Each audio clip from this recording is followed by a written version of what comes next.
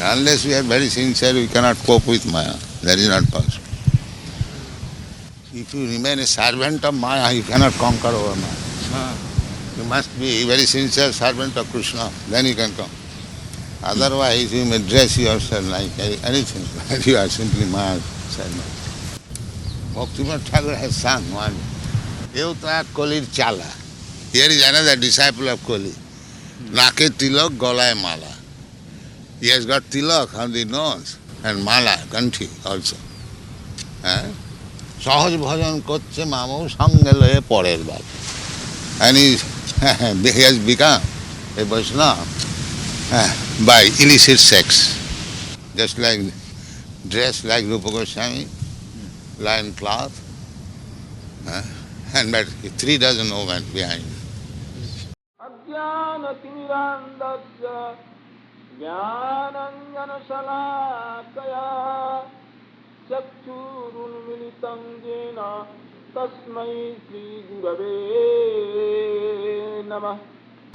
In any religious tradition, there are many people who try to show their spirituality through external things. However, the level of spiritual consciousness is not determined by the clothes of a renounced person.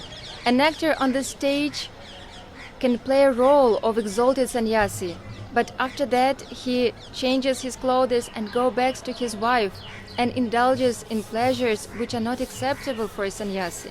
The clothes of a sannyasi does not make him renounce from this world.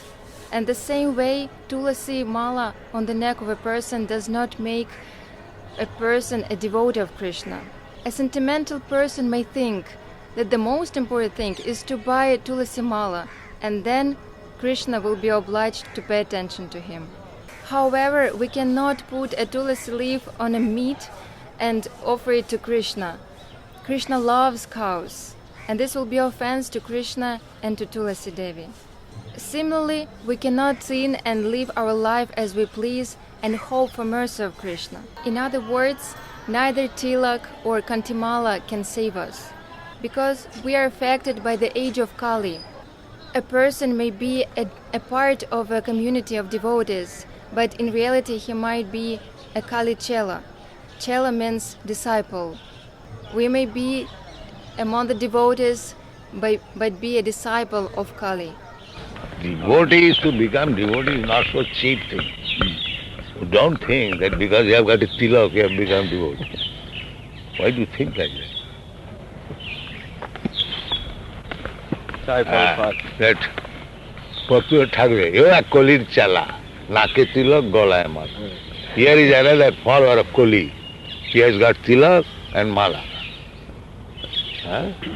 Sahaj bhajan kocchen mamu sangale porer bala. He is worshipping bhajan, taking another's wife. Sahaj bhajan kocchen mamu sangale porer bala. Evta Kolicha. Here is a servant of Koli. Simply he has changed his dress with tilak and mala. If you take tilak and mala and do all nonsense things, then you are not a devotee. You are called chala. So become a devotee is not so easy. When the disciples of Srila Prabhupada glorified him by saying that he was a great devotee, he humbly replied that a Vaishnava is a very high level and he is only trying to be a Vaishnava. Of course, it was the manifestation of his humility. But by doing so, he showed us that to become a devotee is not such an easy thing.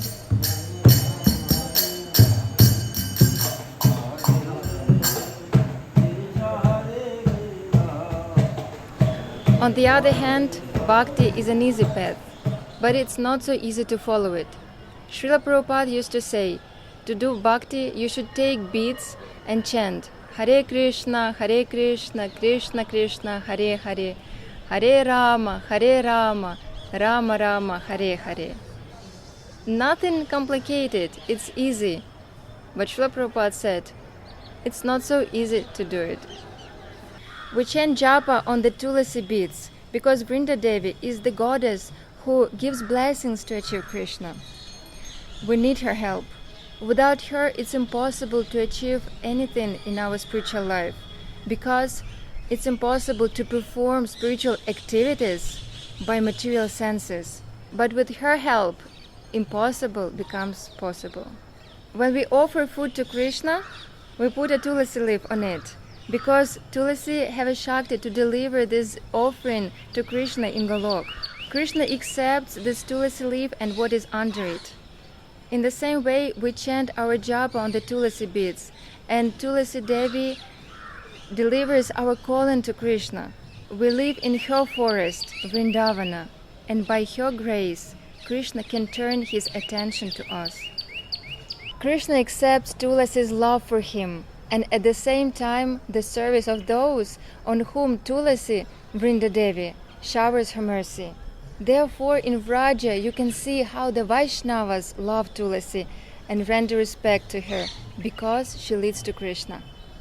Her influence in our life cannot be overestimated. She helps to call for Krishna. And this is clearly seen in the example of Advaita Acharya. Advaita Acharya lived in Navadvip. And when he looked around, he saw people ignoring the path of bhakti and worshipping Shri Krishna.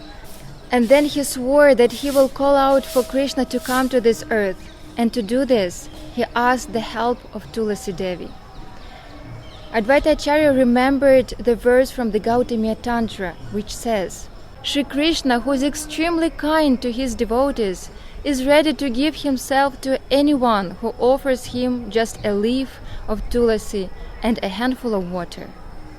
Then Advaita Acharya started to worship the Shalagrama Shila, pouring the water from Ganges and offering the flowers of tulasi, Tulasi Manjari. He called out to the Supreme Lord to come to this earth, and as a result, Shri Krishna appeared on this earth as Sri Chaitanya Mahaprabhu. The Lord heard the calling of Advaita Acharya because, as he said, he is ready to pay attention to the one who offers him even only a tulasi leaf and a handful of water.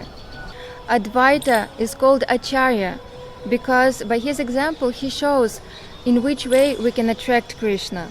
And one of these activities is offering a tulasi leaf to Krishna. Yes, give little water and tulsi and flower, that's all. It's a very difficult job. Then everyone can do it. Patram puspam phalam toyam yomi bhakta.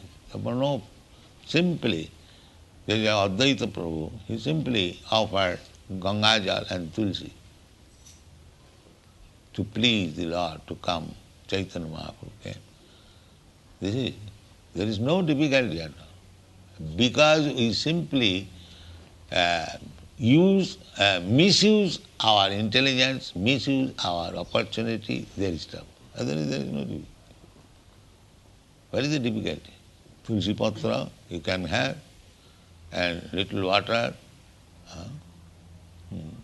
offered to on the lotus feet of Krishna, and pray, give me intelligence just so that I can serve you nicely. And he gives intelligence. Tesam satatu juktana. If you are continually giving tulsi flower and water and praying, Krishna, give me intelligence, how can I serve you nice? Then Krishna says, yes, tesam nitya vijuktana. When bhakti enters the heart of a person, then he becomes renounced from this world and gets spiritual knowledge. Krishna gives one the intelligence by which the devotee can return to him. Wearing a kantimala, chanting japa on the tulasi beads, and living in Vrindavan are activities of the intelligence. Through contact with tulasi, when one surrenders to Krishna and does not play bhakti like an actor on stage, one can make rapid spiritual progress. Srila Prabhupada said that Tulasi Kantimala is like a dog's collar. This means we have a host. Those who do not wear Tulasi are like street dogs that no one takes care of. But we feel the care of Krishna and wearing Tulasi around our neck, and it's an evidence of our devotion to him. When our devotion reaches the stage of Prema Bhakti, we will be able to see Krishna face to face. In order to hasten this day, our acharyas recommend to do our sadhana in Vrindavan. So I humbly ask you, please come to Vrindavan. Krishna and Srimati Radharani are waiting for you. Hare Radharani ki jai.